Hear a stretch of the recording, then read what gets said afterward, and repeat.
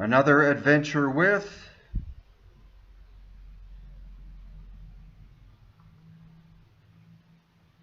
hiddenincatours.com.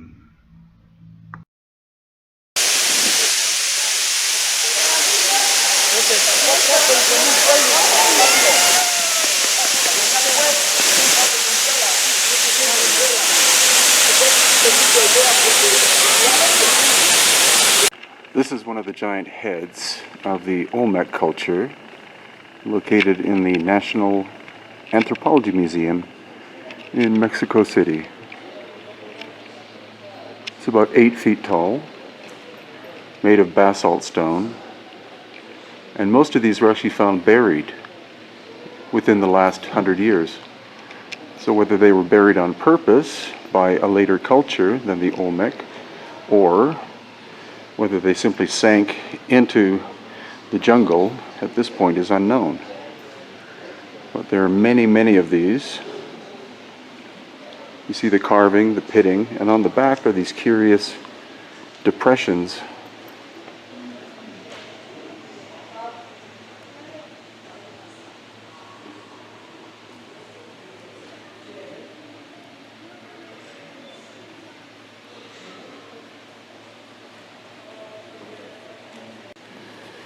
Also these very famous little jade figures of the Olmec.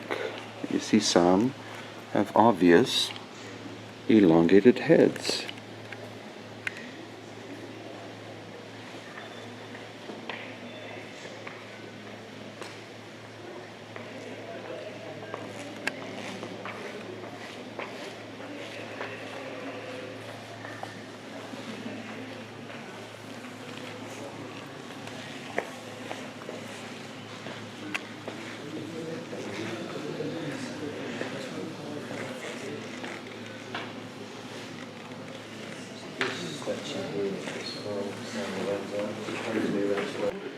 Also amongst the Olmec, there are obvious signs in the sculpture of cranial deformation, or elongated heads, probably only amongst the royal class, which is what we also find in other cultures around the world that performed cranial deformation. It was only for the royalty.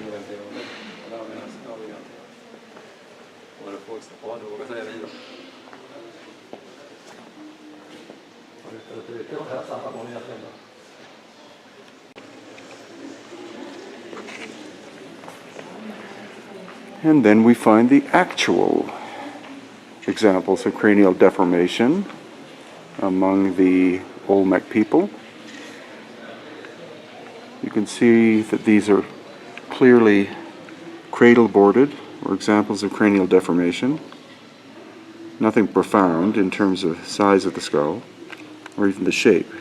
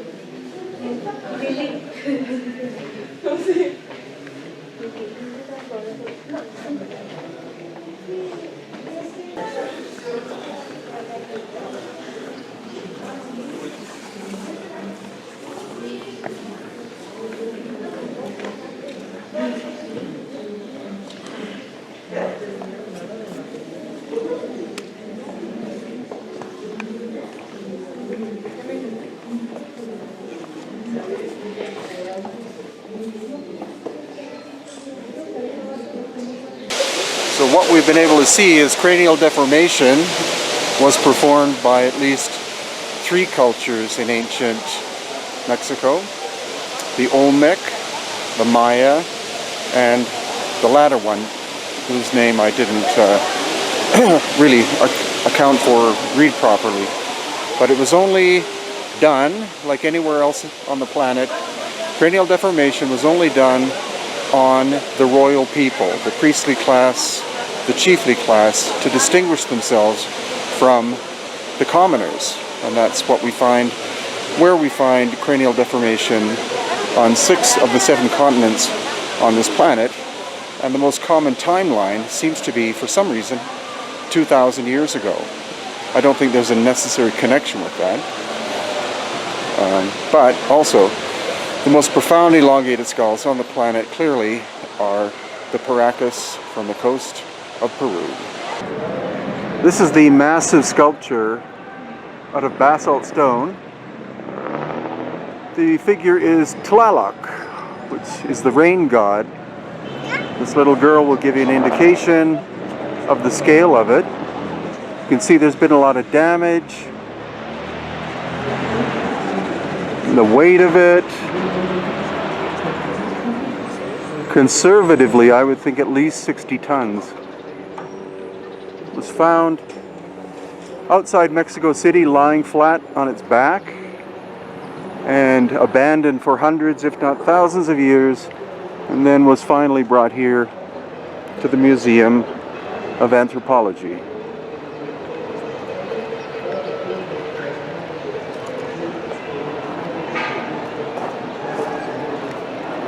Doubtful that it's from the Aztec period. It could be Toltec, which is older, or the Teotihuacan people.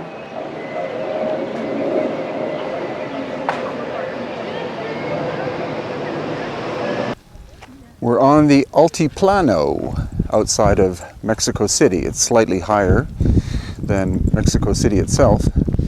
And the site we're at is called Tula. But Tula is a Spanish name. The original name in the Aztec language of Nahua is Tolan. And Tolan simply means city, or the city. It's a site that's older than the Aztec. It goes back at least as far as what we call the Toltec civilization, which preceded the Aztecs. And this is where we find the very famous so-called Atlantean figures made of basalt stone.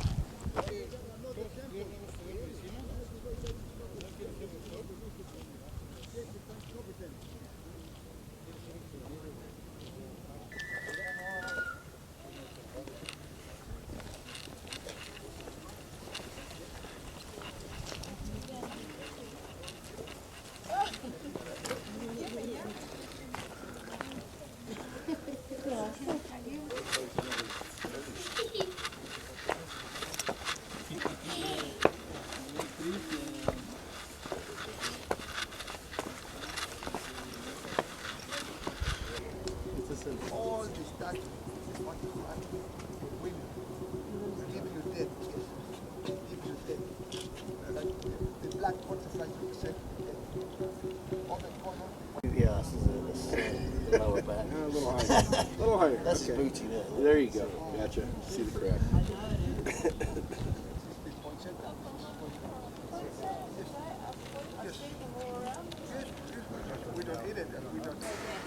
So the local explanation as to what these represent are not Atlantean people, they're not aliens, but they're actually Toltec warriors. The headdress, you see snakeskin, and then you see feathers, so that's the symbol of Quetzalcoatl. And then these are thought to be arrows. And then this is said to be a crossbow, a little tiny crossbow whose mechanism is a rubber band, because native rubber is grown in the jungles of Mexico. And then the shield on the back, because he can't hold anything more than one thing in one hand at one time. And then in front, you have the butterfly shape, which is the chest plate that protects the warrior from being pierced in the heart with any kind of weapon, and it was made out of obsidian. So again, you see the snakeskin and the feathers representing a disciple of Quetzalcoatl. So of course you do have to make up your own mind, but which would you believe? The local story that they represent warriors holding a type of bow and arrow with a chest plate and then a shield behind, or what would appear to be more fanciful, which is that they are aliens or Atlanteans or something with laser beams. Personally, I go for the former, and I always listen to local knowledge. This is the famous Avenue of the Dead at Teotihuacan outside Mexico City.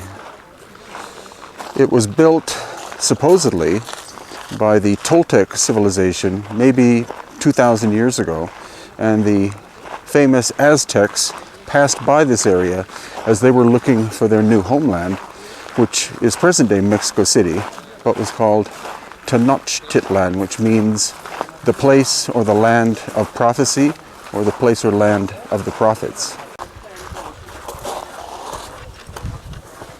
They have the same type of thing in the crowd.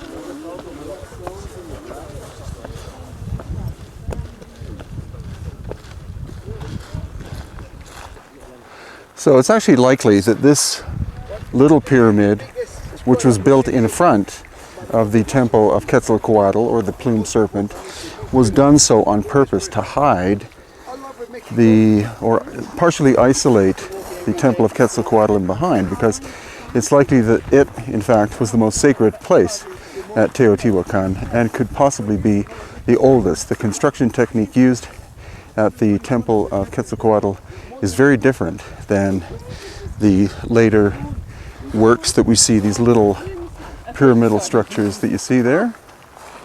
Lots of mortar used in construction.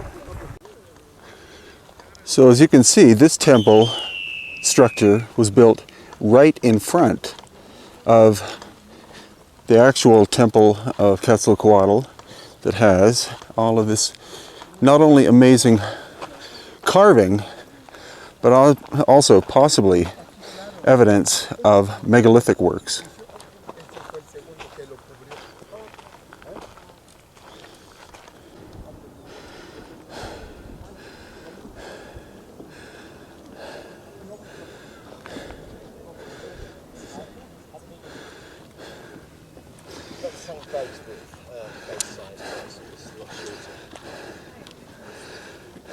Very close to the same size. So as you can see, the staircase was made of quite homogeneous material. It looks like it all came from the same quarry. There was no mortar used in that lower section of intact staircase. Then all the material above is very inferior. And again, it's likely that the stone-on-stone contact aspects were original. Something devastating happened to the structure.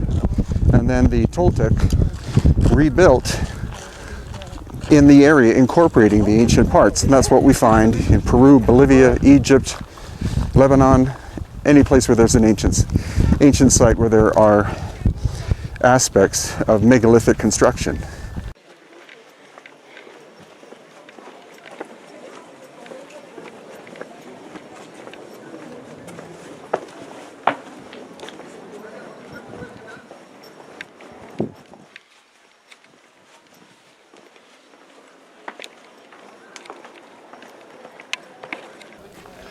Temple of the Sun, supposedly, behind us. And now we're approaching the Temple of the Moon here at Teotihuacan outside Mexico City. Built, supposedly, not by the Aztecs, but by their predecessors, who were called the Toltecs, even though we don't know what they called themselves. The Aztecs arrived later, found their constructions, and said, these people are artisans. And therefore, that's why they called them the Toltec.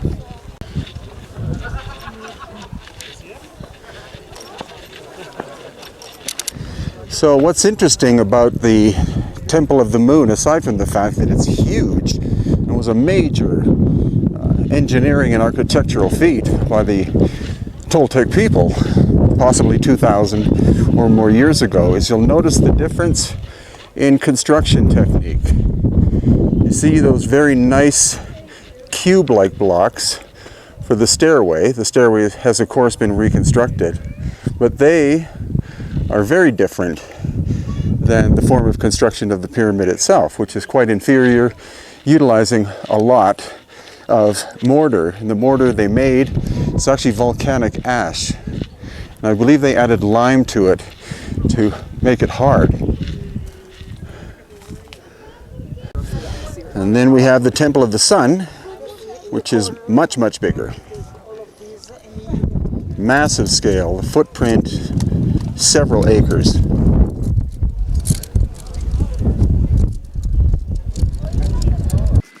Another interesting aspect about Teotihuacan is that it seems to have been designed on purpose to have an acoustic quality to it.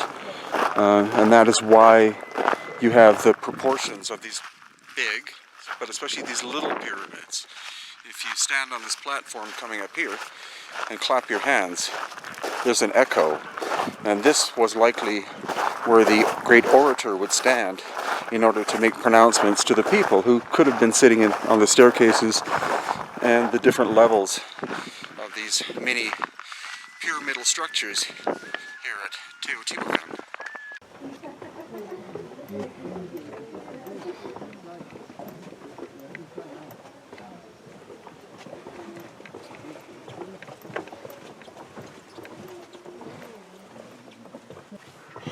We're in the pyramidal structure called Cholula, or at Cholula in Mexico. It's the largest pyramidal structure in the world, footprint of 45 acres, whereas the Great Pyramid in Egypt has a footprint of 13 acres. It's not a true pyramid as such, but it's one of the largest earthworks on the planet.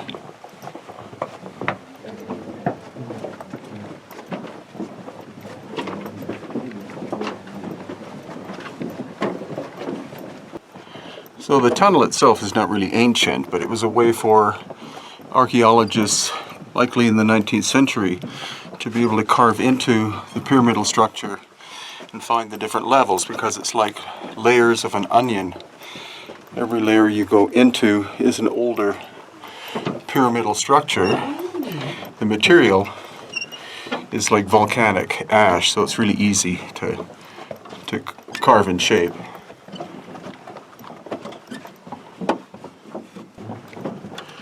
In total, there's something like 8 kilometers or 5 miles of tunnels that they carved. Yeah. Holy mackerel.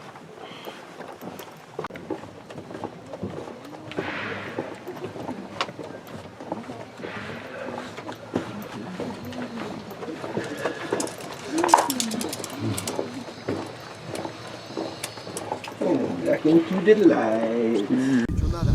So this whole hill you're looking at is a human-made construction. Again, the footprint, 45 acres, whereas the Great Pyramid in Egypt is about 13 acres. So in terms of volume, it's the largest pyramidal structure on the planet.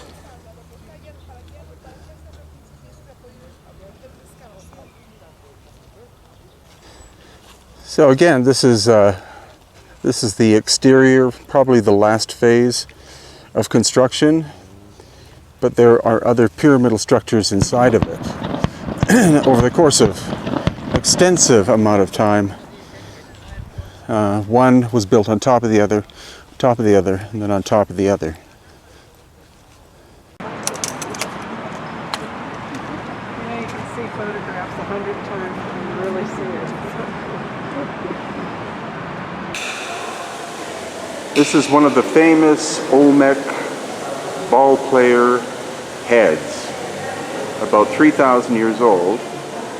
And Ed, who was our geologist, has just told us that the material it's made out of is volcanic tuff. It's not basalt. Volcanic tuff is not that hard a material, so it is quite conceivable that even with Bronze Age tools or stone tools, that these Olmec people could have shaped these enormous sculptures. We're going to see, though, if there are also basalt ones, basalt being a much harder stone. So here we are in the Jalapa Museum, and we'll see what else we can find.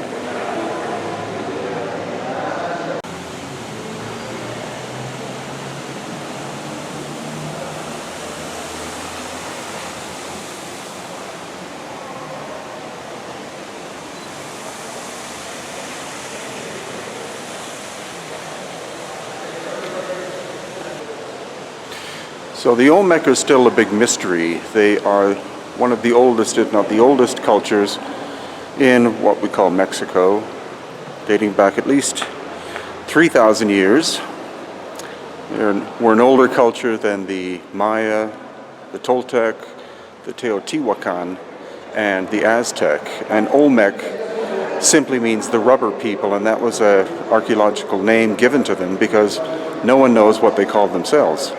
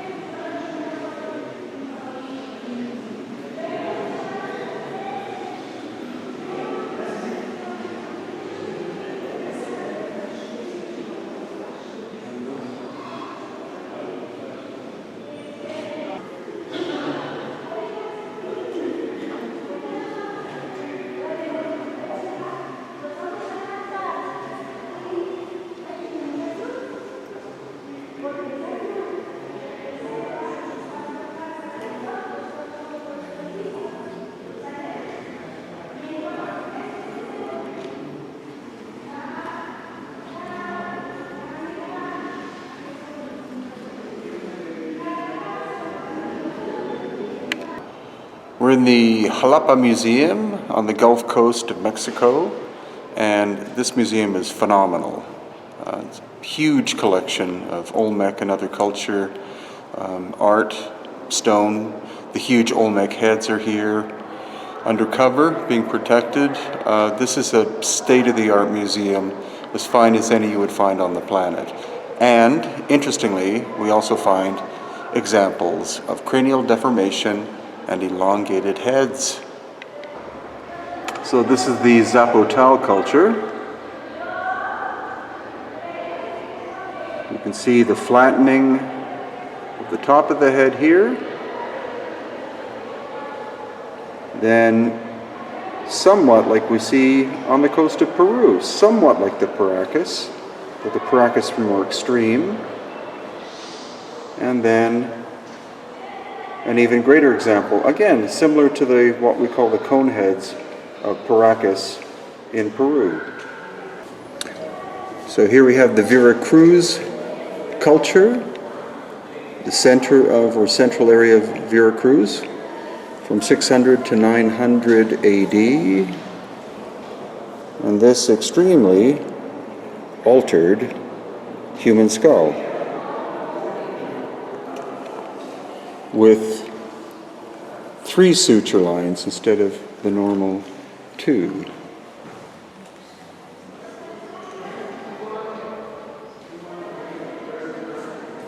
So from the same island, or same area, but on an island called the Island of Idols, here we have what a normal human skull looks like. There you have the one suture and another suture there. That's what every normal human skull looks like. But then we have this one. You can see it has an extra suture going from this suture forward.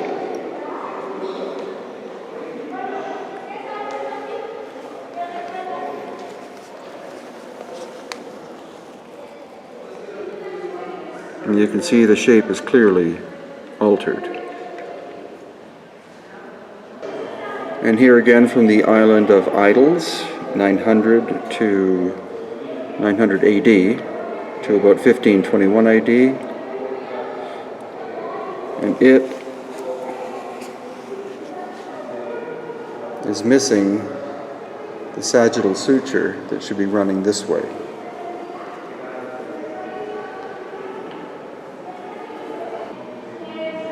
And another one from the Island of Idols, again lacking the sagittal suture.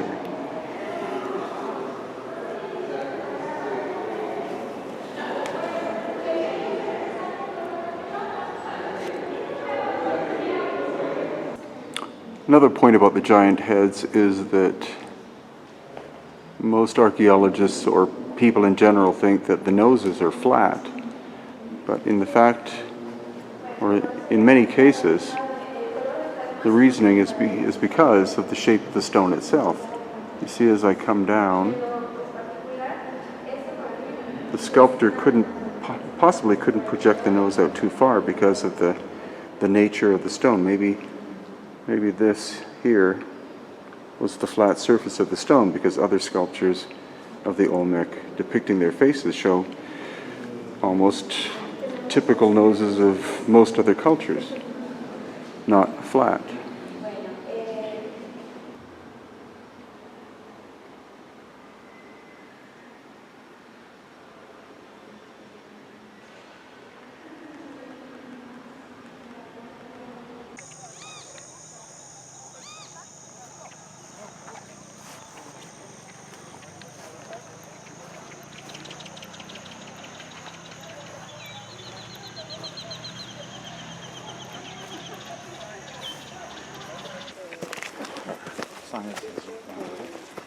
Oh, sí, sí, sí, sí, sí, sí. Como the fairies. Yes, he was a spirit, right? But it's a circle of fire. When was this? Es una bola de fuego. ¿Hace cuánto, José? In the year 1996, 1996. 6 balls of firelight 6 balls of fire here in this pyramid. landed on this pyramid. En esta pirámide. In this pyramid, up this pyramid, the people is scared. The people Run away? run away, allowed, no return to house. Together, every people asking him, what's happened with the pyramid? What's happened with that ball game? Where it came from? I don't know. It's fantastic. But that pyramid had a power. Somebody tell that. Here we have quadcopter footage of the site of La Venta, which is an ancient Olmec site. And my quadcopter, called Pachacutec, is now approaching an artificial hill created by the Olmec people. Now, it doesn't look like much, but the intriguing thing was that when I first started to fly over this hill, I lost contact with the quadcopter, as if there was some kind of energetic something going on this hill. And that was actually confirmed by our guide in the previous clip with the red hat. Now, the only really interesting things aside from the energetic component here are the Olmec heads and other stoneworks. It's not really that intriguing a site. I wouldn't go out of my way to visit it again, but it's an interesting place to see at least once in your life, because the surrounding area as well is quite intriguing. There's a lot of jungle in the area, unfortunately a lot of urban areas too. And this is one of the interesting Olmec heads, one of several that are on location. Unfortunately, these are concrete copies because the originals are in museums. But all in all, quite an intriguing site. These copies are exact duplicates, great detail. And again, you can see the energetic hill is in the background. Hugh Newman's quadcopter as well had major problems initially.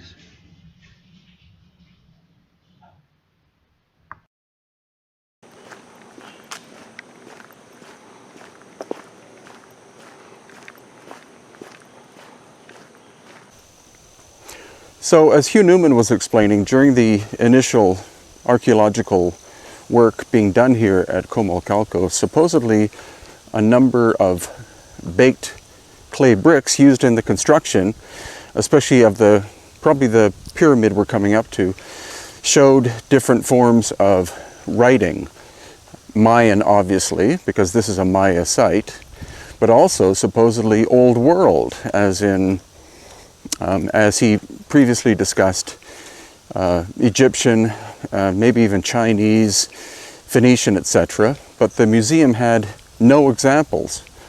So you have to conclude either that the story is a fabrication, or that these examples of writing which don't fit the normal Mesoamerican history have been hidden away on purpose.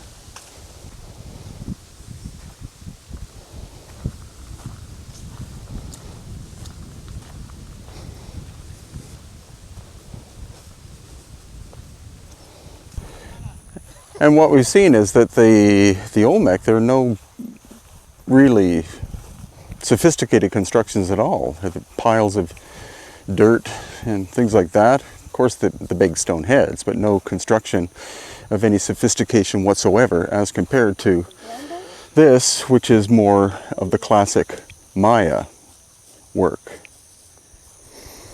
So this could be evidence of one of the ancient ball courts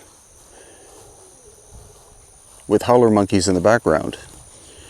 And it's believed that the Olmec may have invented the ball court process, but it was perfected by the Maya later.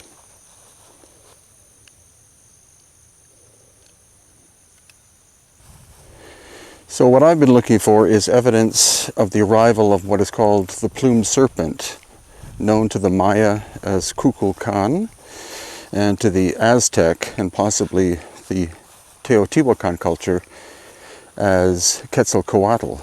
And he is said to have been a light-skinned man with a full beard who came as a teacher from a distant land.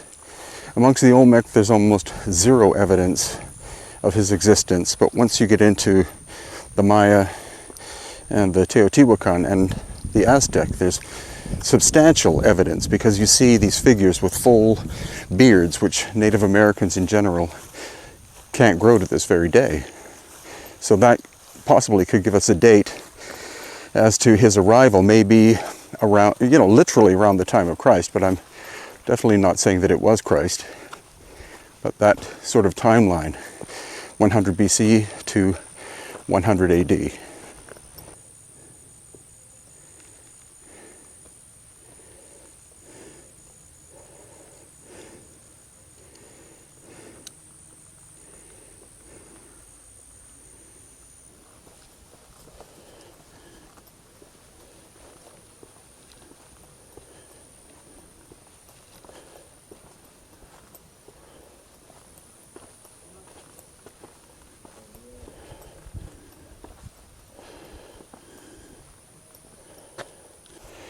So we have two forms of building technology here, predominantly the work of the Maya, and that's stucco and also baked clay bricks. No stone whatsoever, because there is no stone in this area. So that is one thing that makes this this complex kind of interesting, in that it's different to other sites where we see a lot of volcanic stone incorporated. But since there's none in the area, of course, they're going to use what they have, and that's clay and volcanic ash mixed with lime to make a primitive kind of concrete. So we are looking at the plausibility that there was a great light-skinned teacher or teachers who had a full beard around the time of 100 BC to 100 AD. He or they would have first appeared in what we call Peru, and would have taught what would become the Inca, because the Inca more or less formulated during that time. Their knowledge level was way beyond anybody in the area. And then he or they traveled to the coast at the border of Peru and Ecuador, sailed to the northwest, and wound up where we are in this this part of Mesoamerica, the Gulf Coast area of Mexico. And there, to the Maya, he became known as Kukulkan. And then he traveled onwards northwest into what is now called Mexico City. And there he became Quetzalcoatl, or they.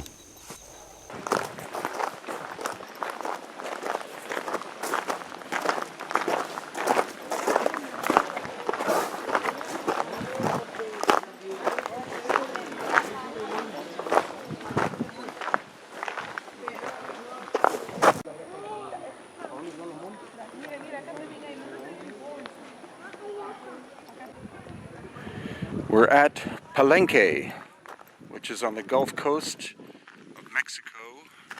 Steamy jungle area. This is one of the great Mayan cities. Lord Pakal, who was the most famous ruler, was entombed inside this pyramid. In fact, there's a staircase from the top, which is now closed. 2 levels down, staircase down that way, turning 180 degrees, and then that way. And that's where his limestone sarcophagus lined in cinnabar, which is a mercury oxide, is located. And then his body was found, of course, inside this massive limestone box. No evidence so far of any lost ancient high technology at use here. It's standard Mayan construction of stone and mortar, but spectacular site.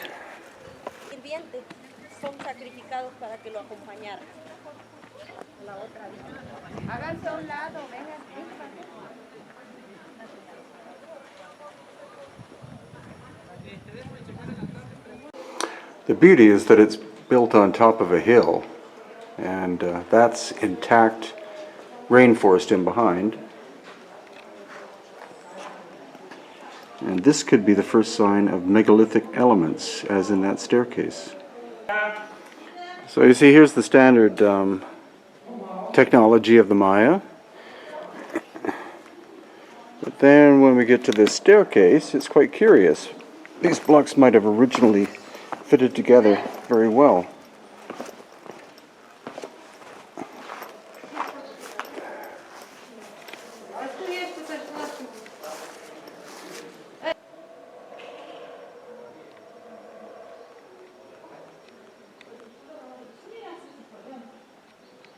So if you only have one example of possible megalithic elements, like we just saw, then that could be coincidence. But what about when it starts repeating, like here, in that staircase? So if you have one example of possible more advanced stoneworking at a site, then that could be coincidence. But now we're seeing more. We're seeing a difference in these 2 staircases that are right next to each other. Have a look. So again, standard Mayan construction, and in the staircase, but when we turn left, all of a sudden we have bigger blocks that look like they could have originally been precisely cut and then were reassembled as you see them now.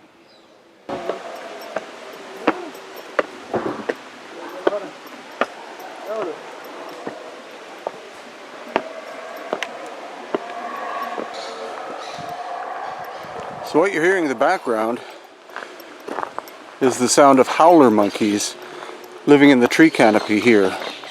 Same phenomenon you see at Tikal in Guatemala, another huge Mayan site.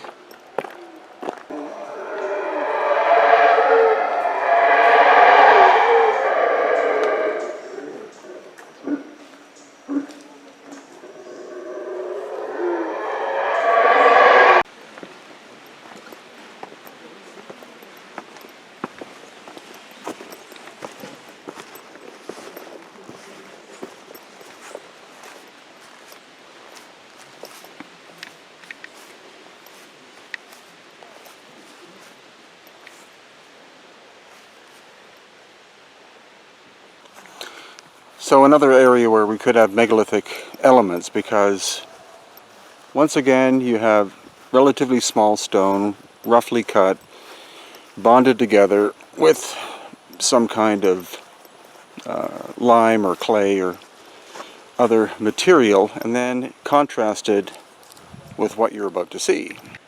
So the standard form of construction, and then this. It's right in front of this big stone here, so have perspective. Well, this one. Yeah.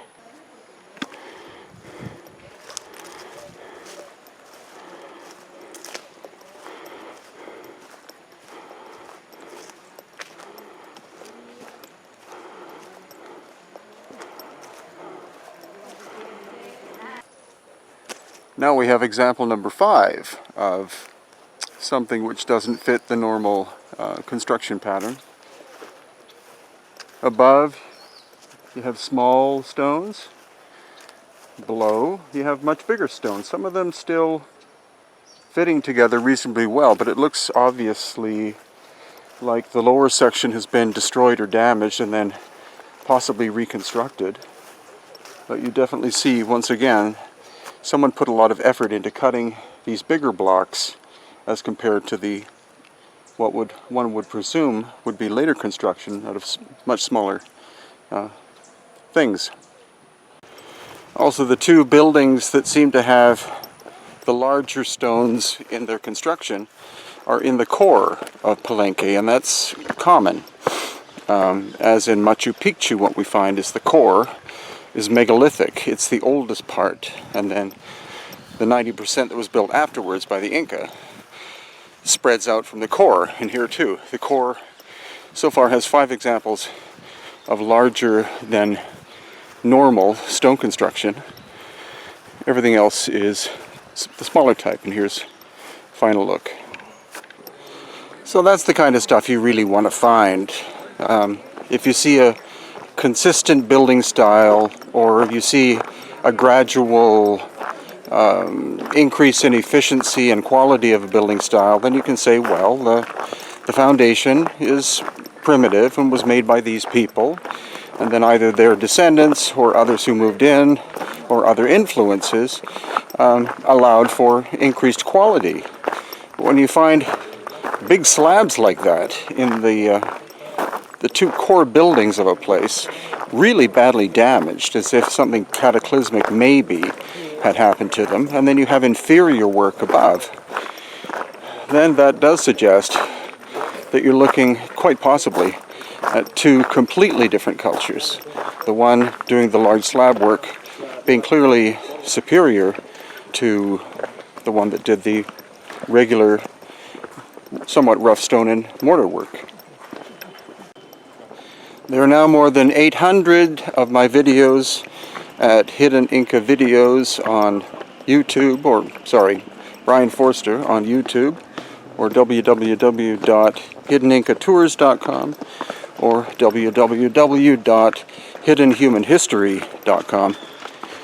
And what we try to do is analyze these magical and also somewhat enigmatic places and see if standard archaeology stands up 100% to what we're looking at, or if they've missed certain aspects. And when it comes to the engineering and stone masonry aspects, quite often they miss critical stuff that could make these sites far more older, and some aspects of the construction having been made by cultures that they have no idea, don't recognize, and have no clue as to who they were or when they were here.